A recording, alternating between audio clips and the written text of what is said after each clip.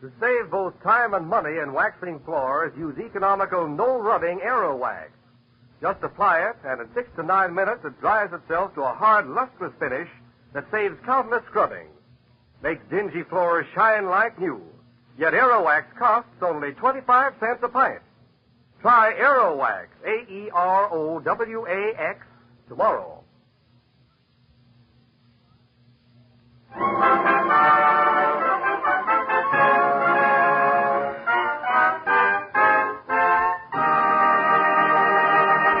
Mr. Keene, Tracer of Lost Persons, is on the air.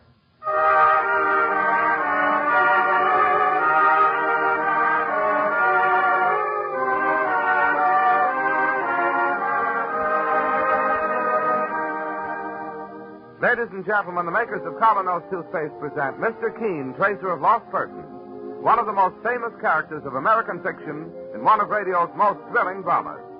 Tonight and every Thursday night from 7:30 to 8 Eastern Wartime, the famous old investigator will take from his files and bring to us one of his most celebrated missing persons cases.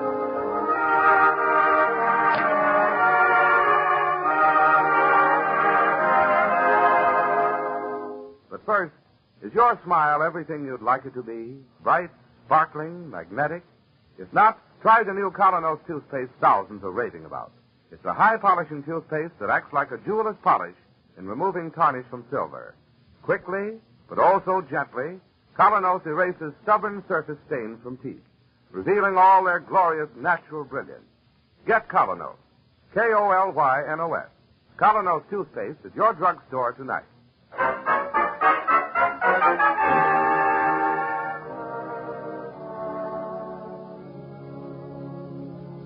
Now, Mr. Keene, Tracer of Lost Persons, who tonight takes from his files one of his most unusual and most bewildering cases, the case of the girl who flirted. The girl is an art student, gay and beautiful, but just a little too adventurous. It all starts one day in a museum, where Betty March is at work copying a painting, and a charming stranger walks up to say, "Not bad. Not bad at all." Well, I beg your pardon. I'd almost say you had signs of talent, young woman. Well, I did not happen to ask your opinion. If anyone in this town knows painting, it's I. I ought to be furious with you. Are you? No. Just terribly amused. I like people to be unconventional. Tell me some more, Mr. Whoever you are.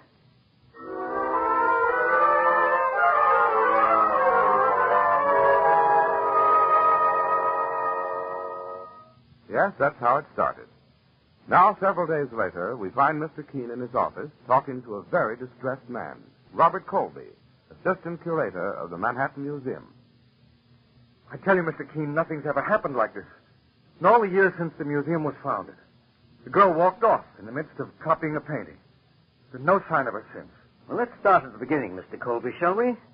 First, what is the girl's full name? Elizabeth March. According to her application for a museum permit, she's now 22. Go on, Mr. Colby, please. Well, lately she's been copying that big painting by Whistler in the American Room. Oh, you mean the portrait of Mrs. Farmington and her daughters? Yes, that's right. Now, the last time I saw Betty was 4 days ago, Monday. Betty, eh? You're on familiar terms. Oh, she's lovely, Mr. Keene. Charming, spirited. Well, now, under what circumstances did you last see her? I dropped into the American Room where she was copying the Whistler painting to ask her to lunch. She looked up from her easel and said, No, Mr. Robert Colby. No can do. Why not? Too busy, Bob. Oh, that man Whistler. Has he insulted you, Betty? Why did he always have to sign his paintings with those complicated little butterflies in one corner? I'm having an awful time trying to copy it. Oh, forget the butterflies, Betty, and come to lunch. I have a question to ask you. Oh, yes. I know. Dum, dum, da-dum. Well, will you marry me? No, Mr. Robert Colby, assistant curator of the Manhattan Museum. I will not marry you. Well, what's wrong with me? Nothing at all. That's the trouble. Don't understand. You're just too darn correct to be alive. What? The man I'm going to marry will have to be somebody exciting, somebody dashing, somebody dangerous. Oh, now, stop talking like a Greenwich Village bohemian. See, you are a stuffed shirt. Still want to take me to lunch, Mr. Colby? No, I do not, Miss March. Goodbye and good luck. Well, yes, she certainly is a very spirited young woman, isn't she? What happened next? Well, I came back in the afternoon, Mr. Keene, to make up. Her easel was still there in its usual place, but no sign of Betty. Mm-hmm. So that night I went to her apartment. Still no luck. Again the next day and the day after. This morning, finally, I talked to the attendant in the American room. Did the attendant have anything to report? Great deal. After our little spat, Betty sat down at her easel to work again on the butterfly signature. A few minutes later, a tall, dark-haired man came by. He stopped by Betty's easel. The next thing the attendant heard Betty say something like this. I like people to be unconventional. Tell me some more, Mr. Whoever you are. I've seen you here many times before. And I've noticed you. Oh, have you? First time was in the Egyptian room. We bumped into each other in the tomb of the pharaoh. I said, I beg your pardon, miss. And I said, I beg your pardon, sir. Yes, and something more. From where my easel stands, I have a very good view of the Italian room next door. And? You have been observed on 3 different occasions standing there in front of the Annunciation of Parolini. Your spies have been busy. You admire the Annunciation very much, don't you? There's another work I admire even more. A 20th century masterpiece. You. Wonderful. Who are you, anyhow? Just the man who wandered into a museum and saw a very beautiful girl? Seriously. I could tell you better over lunch. Oh, lunch? Please. Well, I don't think I ought to give in so easily. Argue with me 5 minutes more. And did they finally go off together, Mr. Colby? Yes. After Betty finished up a few more details on the painting. Well, what do you think of it, Mr. Keene? Well, frankly, I don't like the sound of it. It wouldn't be the first time a girl was lured into something very unpleasant by a charming stranger. Then please, Mr. Keene, try to find her. I most certainly will, Colby. And as a first step, tell me, is Betty's easel still standing there in the American room? Exactly as it was the last time she used it. Then take me there at once.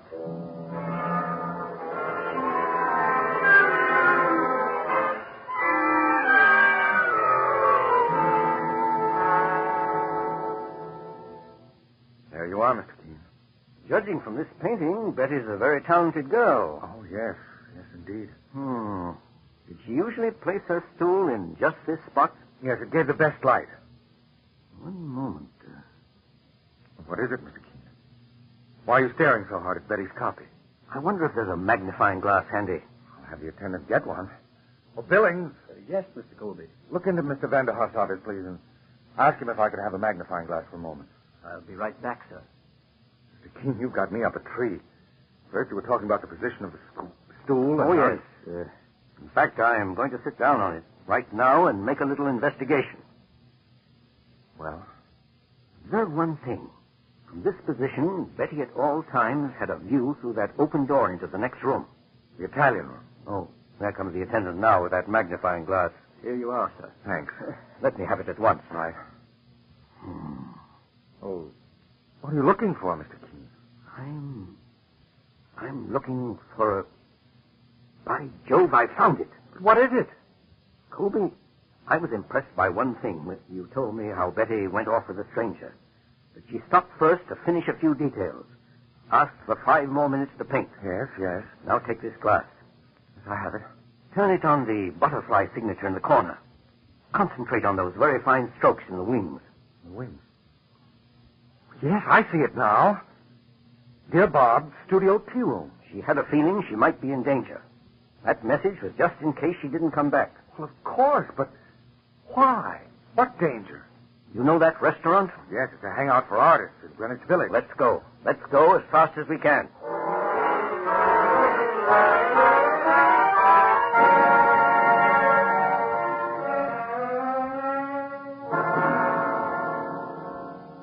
And I take it, Miss Grudy, that you are the owner of this restaurant? Yes, that's right.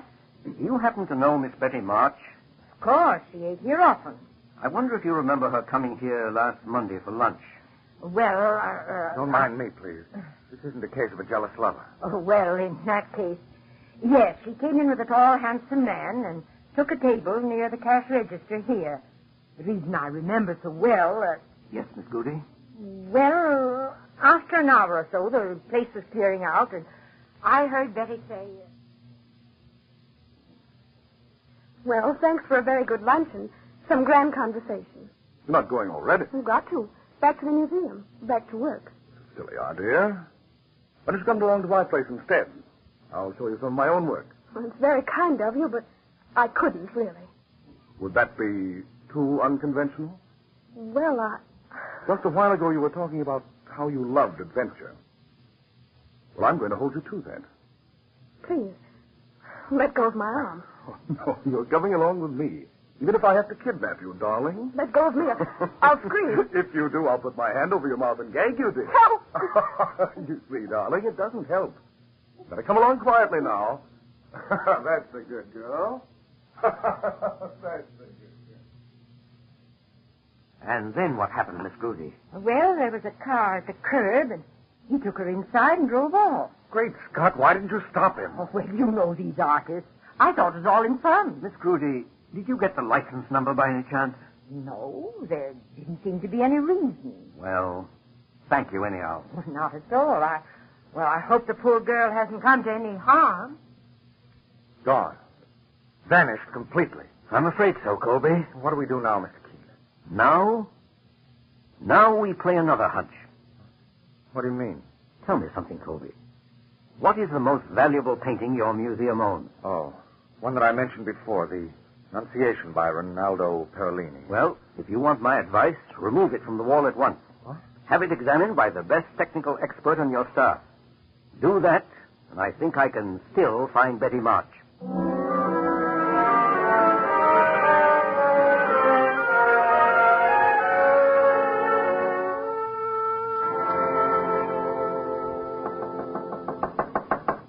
Mr. Vanderhoff, how's it coming? Do not disturb me. I will be finished in a moment. He's expert, Mr. Keene. He's been at it all morning. Oh, calm yourself. How can I, when Betty may be in danger of her life?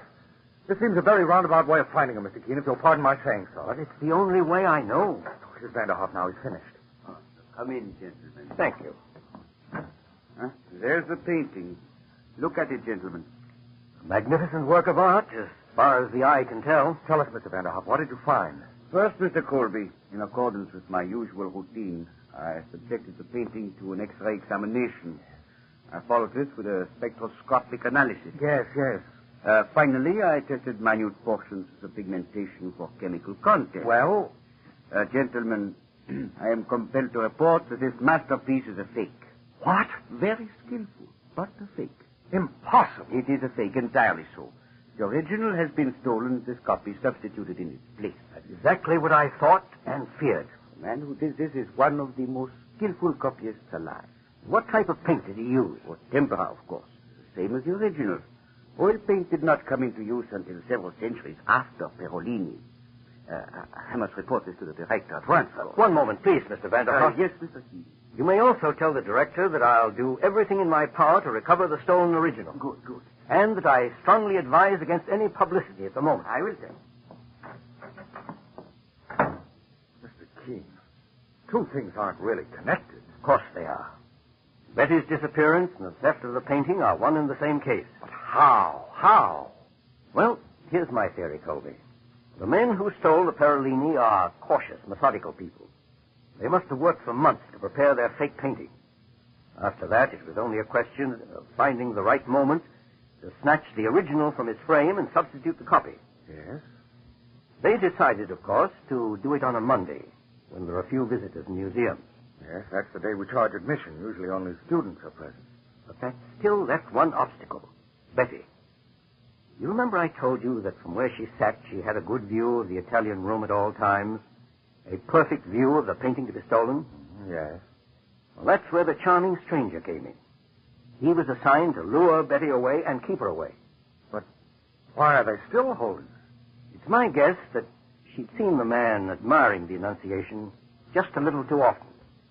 She knew something was up. And at lunch with the charming gentleman, she probably gave herself away. Poor kid. So then she had to be held prisoner until the painting was safely disposed of. Sent out of the country, perhaps. But what do we do now? Yes. What do we do now? Mr. Keene, you're supposed to be an investigator, not an echo. My dear fellow, I assure you I'll do everything possible. Oh, I'm sorry. Give me a moment. Let me... Colby, your expert just said that this fake painting was very skillful. But like the original, it was painted in tempera. It fooled me. Correct me if I'm wrong. But there must be very few painters alive today who could do work like that in tempera. A few dozen, that's all, Mr. Keene. All right. I have an assignment for you. Because it takes an art expert. Yes? And if you don't come through, and if this doesn't find Betty, I don't know what will. Fire away, Mr. Keene. What's my assignment? Dig up all the catalogs of recent art exhibitions you can find. Go back 10 years if necessary. Yes, yes. But get me the name of every outstanding artist in this country who paints in tempera. I will. Somewhere in that list will be the man who did that fake Parolini. We'll check over the entire list. And by process of elimination, we'll find the forger and the gang that abducted Betty March. Right. Get to work at once.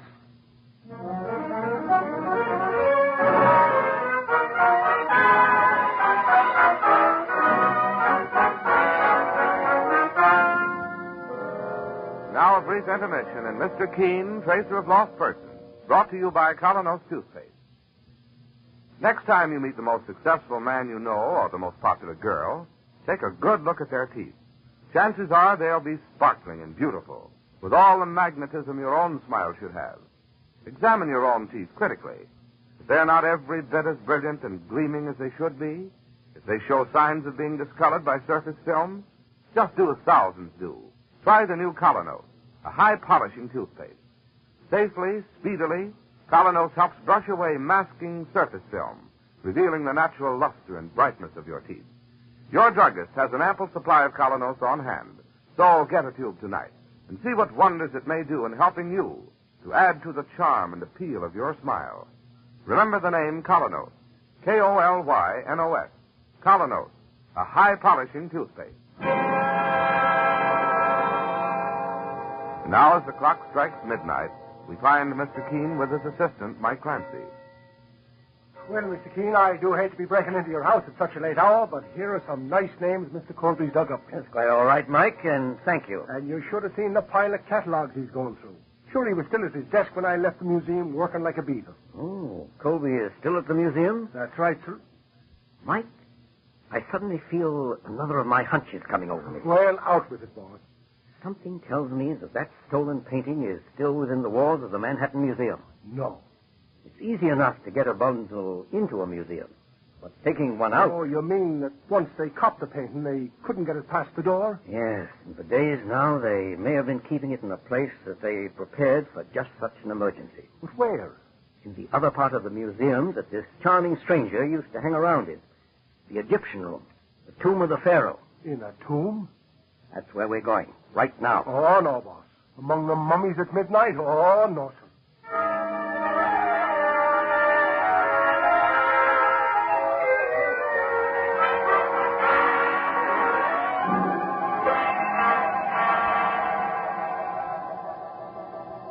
Well, here it is, Mr. Keene.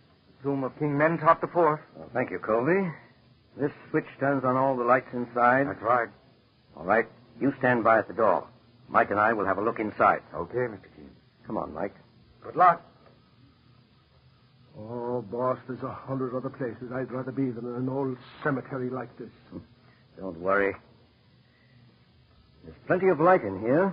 With all these narrow winding alleys, plenty of spaces for spooks to be hiding. Here, Mike, to the left. This should lead to the central chamber and the sarcophagus of the king. The what, sir? A stone casket where the mummy lies. I'd like to move the lid and have a look inside. Well, I wouldn't. Relax, Mike. Here's the central chamber now, and the sarcophagus. Saints preserve us. Come now. Let's try the lid. Stand back. Don't move. Glory be.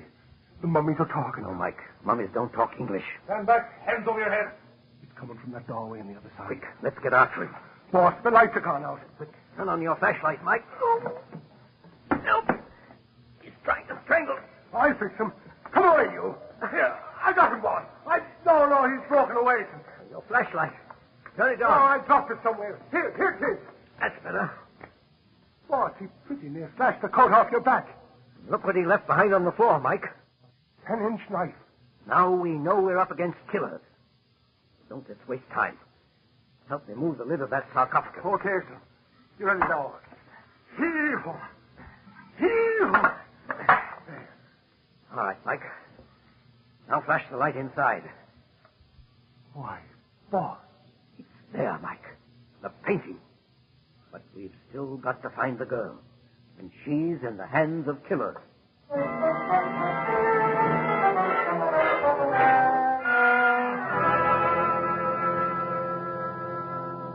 Here you are, Mr. Keene. I've narrowed the list of tempera painters down to a half-dozen possibilities.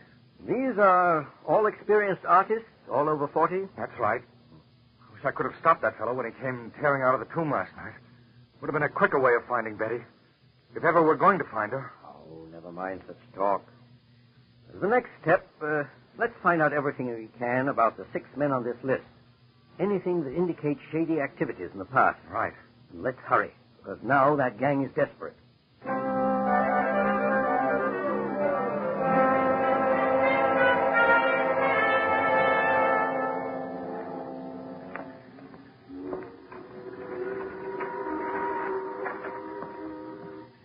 Good morning, Betty. Oh, there you are. Tyler is the name. Well, whatever you call yourself, why are you keeping me in this house? When are you going to let me go? You have the painting. What more do you want? Correction, my dear. A certain busybody got it away from me last night at the museum. Mr. Keene. Well, good for him. No. Bad for you, my dear. Why? Why? You see, I have 2 careers at once. Sometimes I borrow, shall we say, valuable paintings from museums with the help of my colleague, Mr. Bruno Carson, who paints excellent substitutes. Most of the time, I run a very respectable gallery on 57th Street. You're afraid that now I'll give you away. Mr. Carson is also worried. He's not always a forger, you know. Let me go, and I'll never mention this to anybody. The museum has its painting back, and that's all it cares about. Correction again. The police and that man Keene will move heaven and earth to track us down. He's a very smart old billy goat. I don't care. This has gone far enough. You can't keep me a prisoner here forever. That's right, my dear. See you later. Let me out!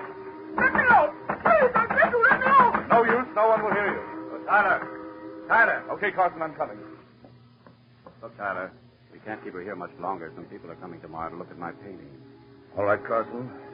She goes tonight. And don't leave any traces. There won't be, Carson. Not to the East River, right outside the door. The river? Too bad. She's so nice looking. Yes. Too bad.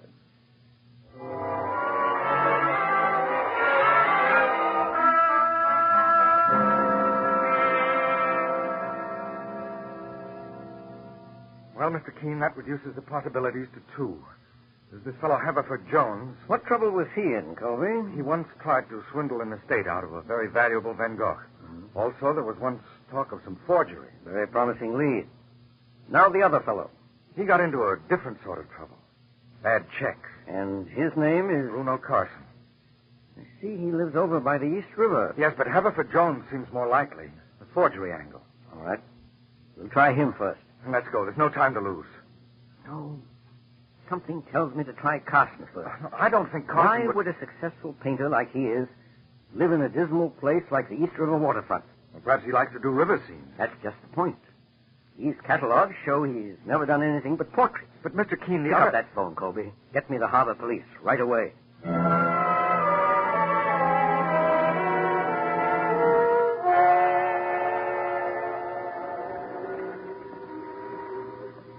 All clear, Carson? All clear, Tyler. The cop on the beach just walked up the block. Here. Help me carry her out on the pier. She's not going to start screaming. No chance. That gag is on good and tight. She's bound hand and foot. Okay. Let's go. Straight ahead now. Onto the pier.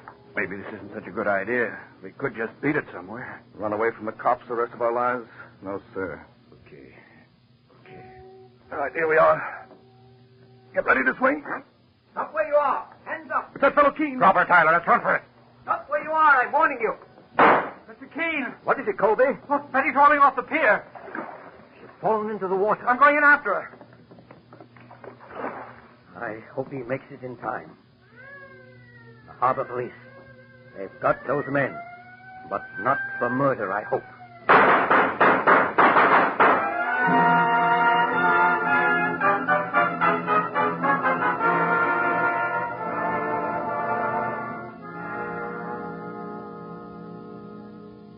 Oh, Mr. Keene, wasn't Bob wonderful, the way he went in after me? You certainly owe your life to him, Betty.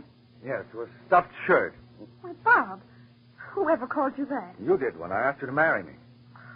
Darling, will you ever ask me again? Well, Betty, will you marry me? You bet I will. Betty. Mr. Keene, I don't think we've properly thanked you. Colby, my dear fellow, this is no time to stop to thank anybody.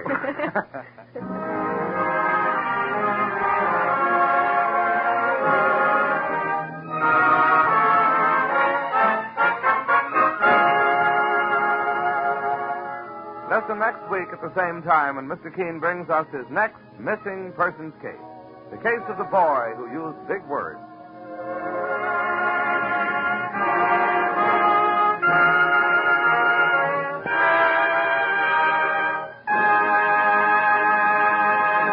Every girl and woman knows that in order to be popular today, one of the most important things she needs is an attractive smile. A smile that reveals clean and sparkling teeth. And to the man in business, teeth that make a good impression are just as important, too. If you're not certain that your own teeth are as attractive as they should be, here's something you'll want to know. The new Colonos High Polishing Toothpaste does wonders in helping to remove those dingy surface stains. Helps reveal the natural brilliance of your teeth that adds so much to the charm and personality of your smile. I'll tell you why it does this. Its action on teeth is like that of a jeweler's polish on tarnished silver.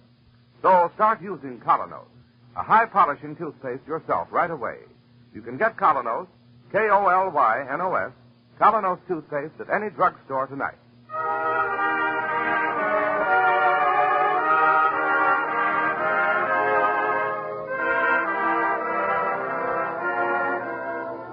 This is Larry Elliott saying good night for the makers of Colonos toothpaste and Mr. Keene. And this is Mr. Keene with one last word. I've been asked to bring to your attention the important fact that our country is still faced by a critical shortage of tires for civilian use. The tires you have now must last you indefinitely. Do not be misled by announcements that huge quantities of synthetic rubber are being made. They are, but they're required for military use. So do everything you can to make your tires last as long as possible. Drive only when necessary, at under 35 miles an hour. Keep your tires properly inflated and inspected. Recap your tires as soon as they need it, and share your car with others. Good night, and thank you all.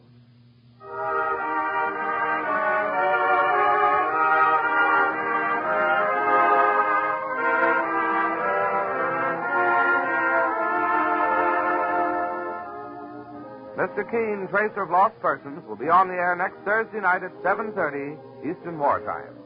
Tomorrow night, listen to the big new musical Friday on Broadway.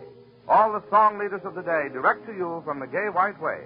At 7:30 tomorrow night over most of these stations.